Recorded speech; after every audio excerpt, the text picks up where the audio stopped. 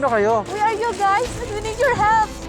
Did you know environmental dangers, economic inequality, and social polarization are the main risks the world faces in the next 10 years? This is the main message of the latest Global Risk Report 2017 by the World Economic Forum, which evidences the complexity of these issues and their possible solutions. What do you want from us? Solutions to emerging problems must be horizontal, tackling all the causes in a world where there are more initiatives than ever. We're starting to care what you're seeing around you. What? Do you mean the clear sky, the fresh air, the healthy heat of the sun, the vibrant of the trees? Of course we care! Look again!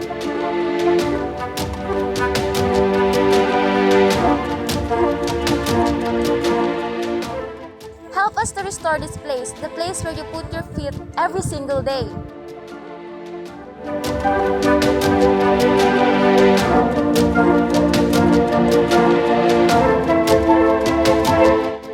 Count again.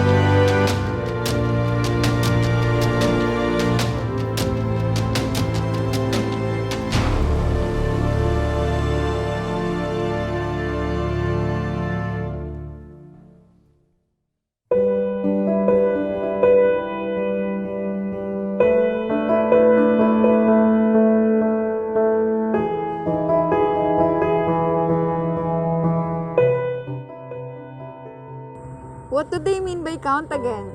I think they mean we're not alone.